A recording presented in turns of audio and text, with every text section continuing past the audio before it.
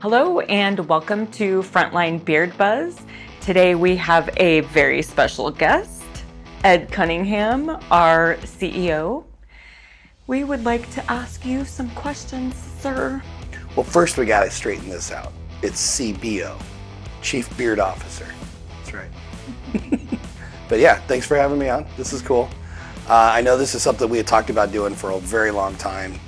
And the reason being is because a lot of what we're doing is not just about high quality products, but it's about education. It's about giving people what they need to make the right choices. Because there's so much misleading advertising and stuff that's out there. And this is part of what we're doing, is educating people, offering them the information to make the right choices. Agreed. So tell our audience a little bit about your background, because you've experienced a lot of loss, especially industry-related loss. So I've never had what most people think is a normal life. I always get pulled into things more out of necessity than anything in my life. And with the beard oil, that is absolutely par for the course. I'm a Army veteran, served with the 25th Infantry for one contract, and firefighter paramedic for years. And I started losing friends and family to cancer at an insane rate. And a lot of these guys that I worked with, they were super healthy, they seemed to eat healthy, and it was like, what is going on? So I created a toxic mitigation program for my department. I created a small kit that we could use to decontaminate when we come out of fires for my department. And then when I opened up the Firehouse Subs in Surprise here, and I left the department, I started donating those kits from the profits from the restaurant to fire departments around.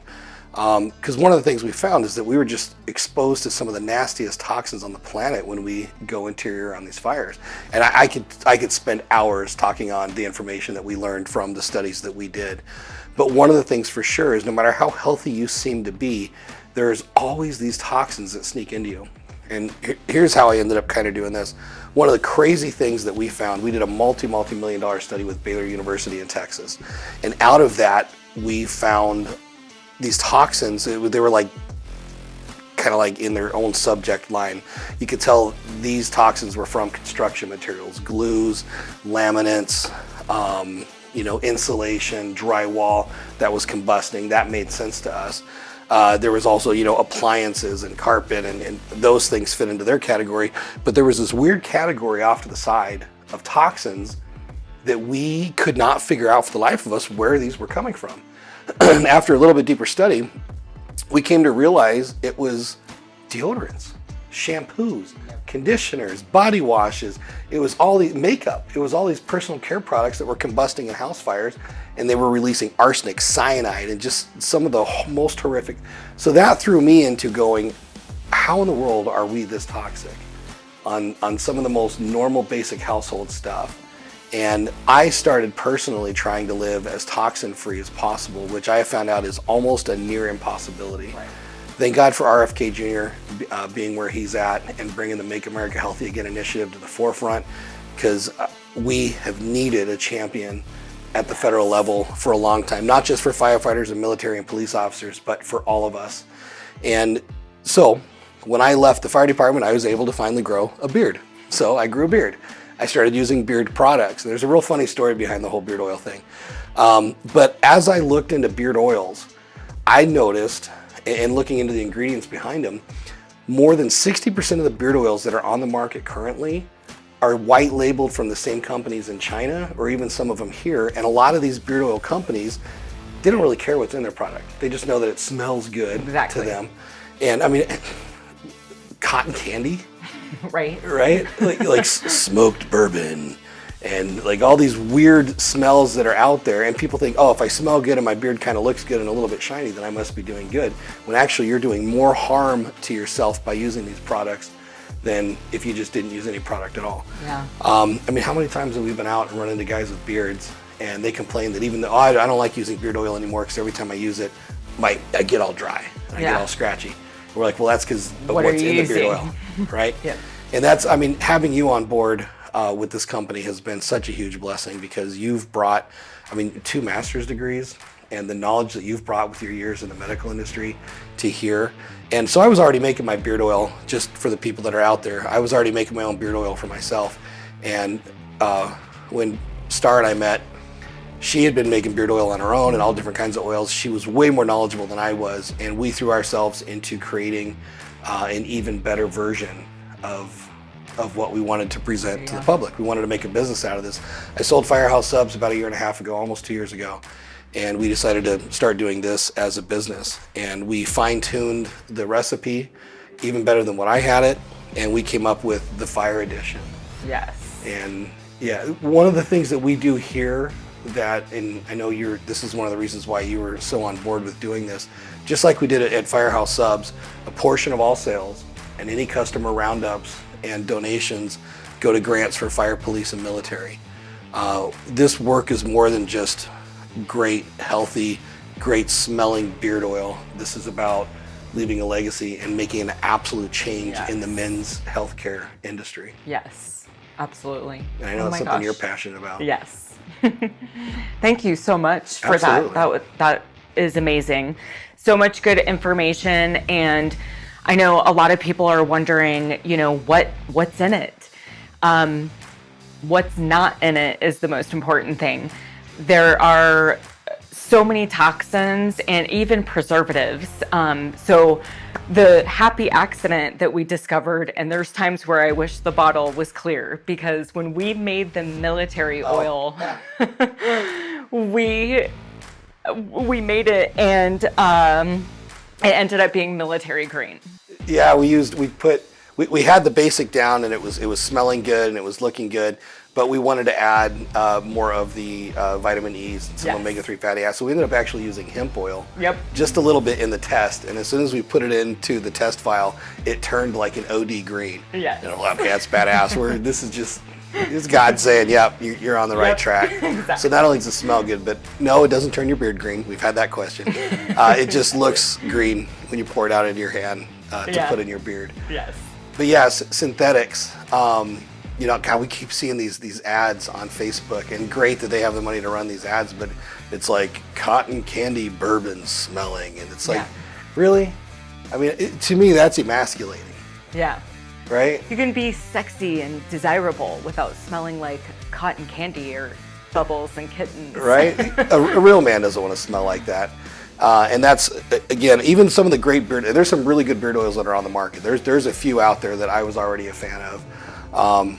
Maybe we could do some co-op stuff with those companies later. Yes. But even the really good beard oils that were already out there on the market that were focusing on toxin free, they only have about 4 or 5 oils in each of their bottles. What we wanted to encompass was not only toxin free, extremely healthy for your skin, but we wanted it to be an all-encompassing. We wanted to get all of the vitamins, all of the minerals, all of the fatty acids, all of the stuff that your skin needs to grow healthy hair. Because the truth, and what a lot of people don't realize, is great hair comes from great skin and great skin health. Yeah. That comes from internally as well as what we put on ourselves externally. And I've had a lot of people ask me different questions about it.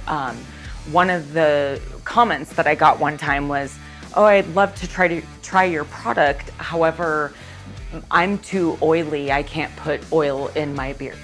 And I told that man, honestly, you're oily because your skin needs it. So it's creating sebum at a level that it needs it. So if he actually took our oil and he put it in his fingers and got it all up in his skin, because it's really about the skin, then he wouldn't be creating the sebum at the level that he's creating it now, because it's so deprived of, like you said, very specifically vitamin E. So that's the thing, is there's 2 sides to it. There's the deprivation of the minerals and vitamins and necessary ingredients to grow healthy hair, and then there's the toxic side of it.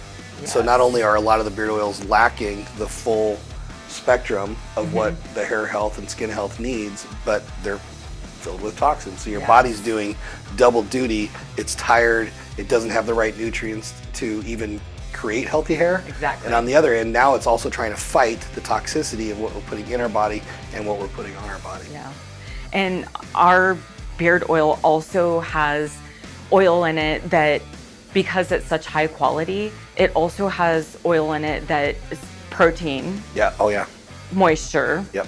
omega-3 fatty acids, and actually a element to it that helps protect against free radicals and the sun and the environment that people are in.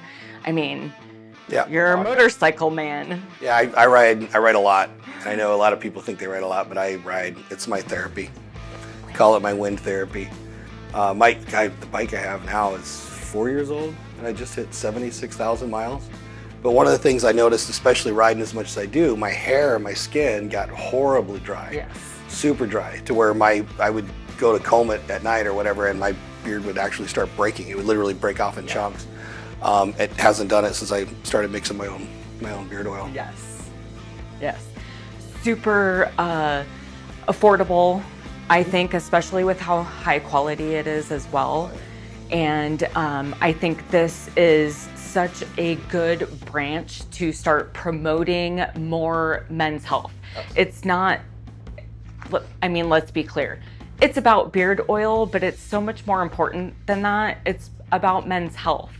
It's about promoting men. It's about them doing for themselves. And there's so many things women have already done. We call it, at Frontline Beard Co., we call it RMS, real manly shit. And that's kind of our whole motto with everything that we do. We'll be launching a nutrition line coming up here in the next 6 months as well, because it's also about gut health. It's also about what's going on internally is what you're gonna get externally. Yes. Really excited about this. This has been an adventure so far, and I'm looking forward to what we do over the next few months and the next year. Challenges in the men's healthcare industry accepted. Absolutely. We got this. Yeah, be sure to visit us on frontlinebeardco.com and soon to be launched frontlinebeardbuzz.com. And I am your host, Star Brandy McBride. Ed Cunningham, thank you so much for being part of the Frontline Beard Co. family.